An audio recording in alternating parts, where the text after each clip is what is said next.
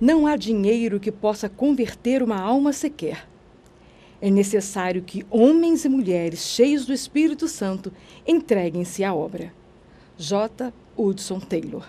Durante 17 anos em Angola, a Nauzira experimentou de perto os altos e baixos comuns a todos os missionários que saem de seu país para trabalhar numa outra cultura. Neste capítulo, ela fala de choque cultural, sustento financeiro, chamado de Deus, amargura, descanso, paixão, estilo de vida e outros assuntos ligados ao serviço missionário transcultural. Ao falar de sua chegada a Angola, a Nauzira relembra dias difíceis durante os quais aprendeu a depender de Deus.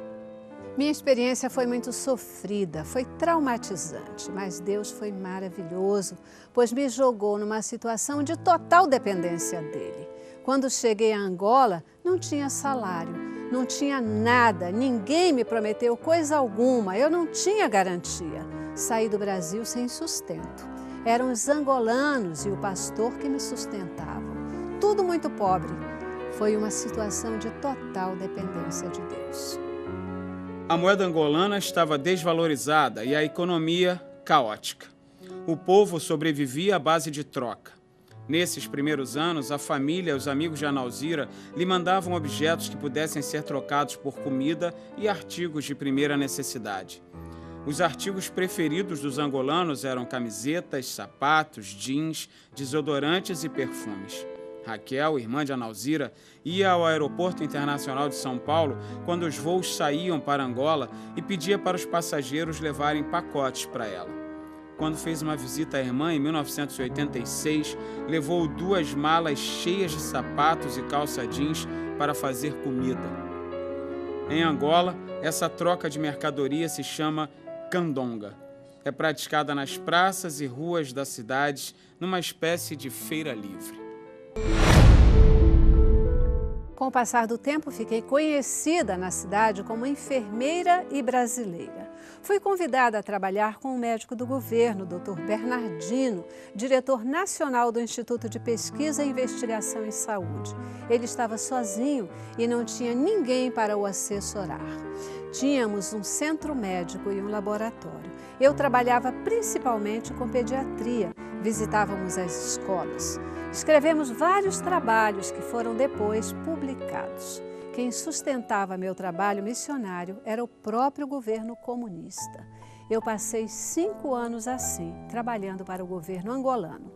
Como resultado dessa experiência, tenho uma nova visão a respeito do sustento missionário. Vivemos um novo paradigma. Hoje, não é só aquele missionário tradicional que vai para o campo. Profissionais que se sentem chamados e querem contribuir para a obra missionária podem ir trabalhar em sua profissão. Empresas também podem se associar à obra. Hoje, vivemos num mundo de parcerias. Depois disso, a Junta de Missões Mundiais me adotou. Foi no tempo de Deus, pois com a queda do Muro de Berlim, o comunismo perdeu seu espaço no cenário internacional. A Guerra Fria terminara. Os países de linha marxista se abriram, entre eles Angola. Houve abertura democrática e a valorização do dólar no governo comunista. O dólar estava muito desvalorizado.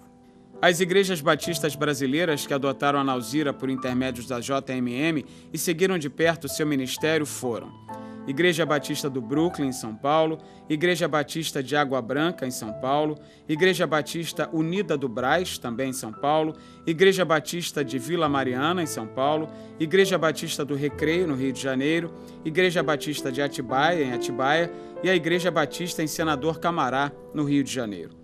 Essa última igreja, muito simples, não podia prover muito sustento financeiro, porém a Nauzira lembra-se da dedicação dos membros na oração, na comunicação afetiva e fiel por meio de cartas e pequenos presentes. O choque cultural também bateu forte nos primeiros anos de ministério da Nauzira. Ela descobriu que Angola é um lugar onde muitos falam português, porém pensam de maneira bem diferente do brasileiro. Sofri muito com o choque cultural. Os primeiros meses eram só chorar. Eu me perguntava, o que estou fazendo aqui? No dia em que cheguei, Tive uma reunião com a liderança angolana. Havia criancinhas de 7 anos em volta. Os tios diziam: aqui não pode fazer isso, aqui não pode fazer aquilo. Cheguei à conclusão de que, na cultura angolana, a mulher não pode falar muito. Eu, sendo nova na cultura, jovem e mulher, não tinha vez.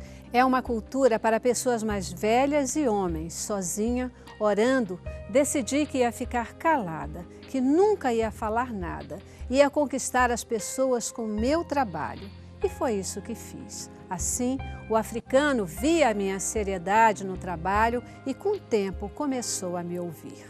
Os choques foram muitos. Por exemplo, naquela época, a mulher não podia usar óculos escuros, usar calça comprida, nem vestir blusa sem manga. Havia muitos não pode. Também não podia sorrir muito. Para o angolano, pessoa que sorri muito é vulgar. Eu era muito brincalhona, então Angola foi me lapidando. Lá, fiquei uma pessoa mais séria, menos brincalhona. Ultimamente, apesar de ser mulher, minha opinião é respeitada e até esperada em reuniões da convenção. Fui com tantos sonhos, mas descobri que temos que ir com humildade. Temos de ir para ouvir os nacionais, saber o que eles querem, ver qual é a prioridade do país. Muitos missionários vão para o campo com o projeto pronto, dizendo: vim para fazer isso, vim para fazer aquilo. Cada um quer continuar com o seu império. Ser mulher em Angola era difícil e, com o tempo, a Nauzira percebeu que essa situação poderia também ser vantajosa. Várias vezes ser mulher me protegeu, pois eu não representava ameaça para eles, os militares. Eu transitava livremente nos aeroportos e bases militares e todos deixavam, porque eu era mulher. Em Uambo, eu transitava pelas bases militares de portugueses, ingleses e brasileiros, que faziam parte das forças de paz da ONU. Toda hora eu ia lá na base dos portugueses para pedir guindaste. Foram os guindastes portugueses que tiraram as caldeiras da fábrica de sabão que veio a ser a sede do seminário de Uambo. Eu tinha essa facilidade por ser mulher. Em todos esses anos, circulando nos aeroportos, fiz essas maluquices por ser mulher.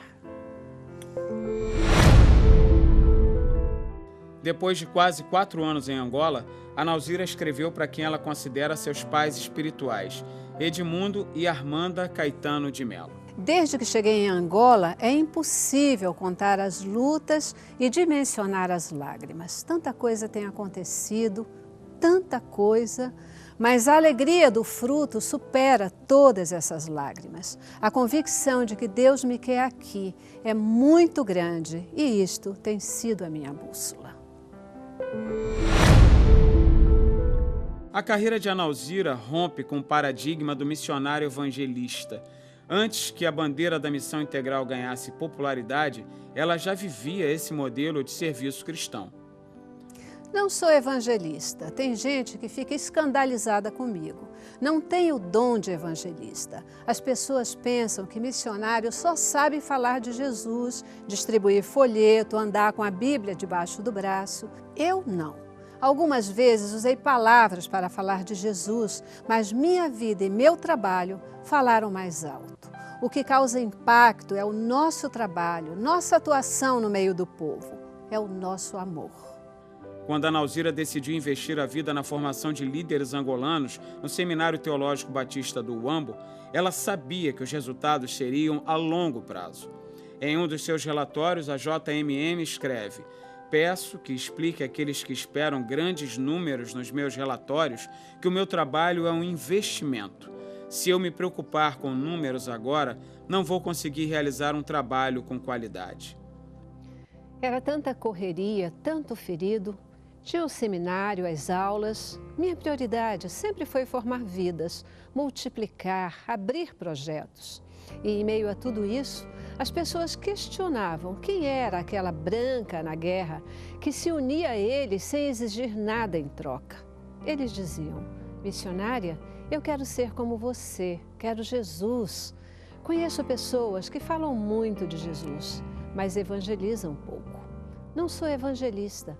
Não tenho esse dom, mas ganhei muita gente para Cristo.